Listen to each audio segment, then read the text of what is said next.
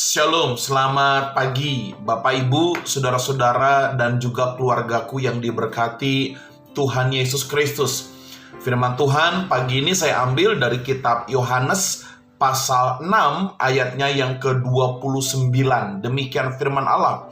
Jawab Yesus kepada mereka, inilah pekerjaan yang dikehendaki Allah, yaitu hendaklah kamu percaya kepada Dia yang telah diutus Allah.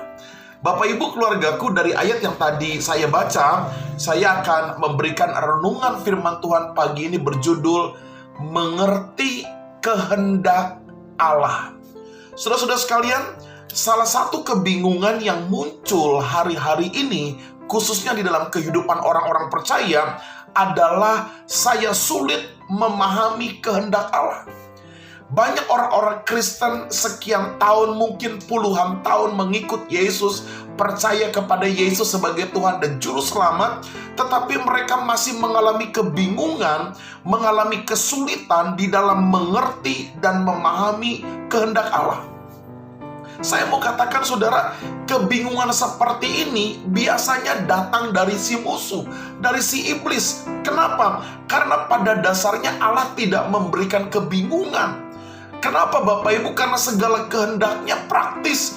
Segala kehendak Allah semuanya dinyatakan dengan jelas di dalam firman Allah. Selama kita membaca firman Allah, selama kita terus membaca, menghayati, merenungkan firman Allah, maka sejauh itulah engkau akan mengerti kehendak Allah. Bapak Ibu keluargaku, yang menjadi pertanyaan yang esensial adalah, apa sih kehendak Allah bagi kita? Saudara, di ayat 29 dikatakan dengan jelas, hendaklah kamu percaya. Bapak Ibu keluargaku, kehendak Allah bagi kita adalah supaya kita menjadi orang-orang yang percaya. Di dalam kamu percaya, maka kita akan mendapati ada 5 hal yang ajaib di dalam pribadi Allah, di dalam pribadi Yesus. Yang pertama, Yesus adalah firman dan juru selamat. Yesus adalah roti sumber kehidupan. Yesus adalah terang. Yesus adalah gembala yang menuntun kita.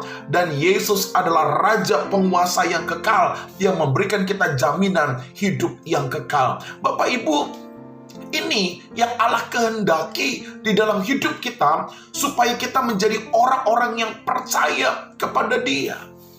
Bapak Ibu keluargaku yang diberkati Tuhan Yesus Kristus, apakah dengan kita percaya kepada Yesus cukup sampai di situ saja? Saya katakan ternyata tidak, saudara.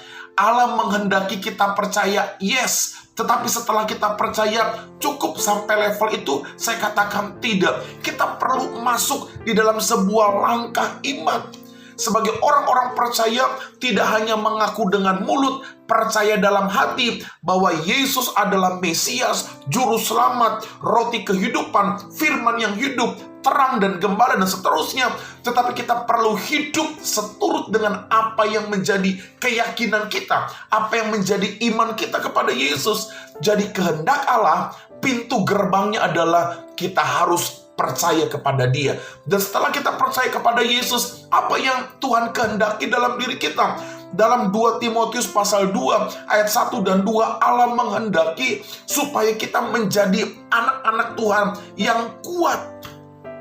Kuat tidak hanya bicara mengenai secara fisik, tetapi kuat di dalam kasih karunia Allah, kuat di dalam kuasa Allah, kuat dalam pengiringan kita kepada Yesus, kuat di dalam iman kita kepada Yesus. Bapak Ibu, ini kehendak Allah. Tidak hanya kita percaya kepada Dia sebagai Juru Selamat, sebagai Tuhan, tetapi kita harus menjadi pribadi yang kuat. Lalu apalagi kehendak Allah? Kehendak Allah dalam Matius pasal 26 ayat 41, Allah berkehendak supaya kita berjaga-jaga dan senantiasa berdoa. Bapak Ibu, Alkitab berkata, roh memang penurut, tetapi daging lemah. Karena itu kita perlu berjaga-jaga dan berdoa. Kita kuat, kita harus kuat, iman kita harus kuat. Tetapi ketika engkau tidak berjaga-jaga, engkau lengah Bapak Ibu, dan engkau lupa untuk berdoa, saat itulah iblis akan masuk dalam kehidupanmu dan dia akan merusak tujuan hidup kita untuk memuliakan Allah. Jadi kita harus berdoa dan berjaga-jaga, dan itu adalah kehendak Allah. Yang ketiga, yang terakhir, apa kehendak Allah bagi kita? Selain kita percaya, harus menjadi kuat, berjaga-jaga dan berdoa. Dan yang ketiga, dalam Galatia pasal 5 ayat 16-18, kita harus hidup di dalam roh. Hidup dalam tuntunan Roh Kudus, hidup dalam tuntunan Roh Allah yang ajaib. Bapak Ibu, hidup kita manusia memiliki roh. Manusia punya roh, roh manusia. Dan roh manusia perlu dituntun oleh Roh Allah.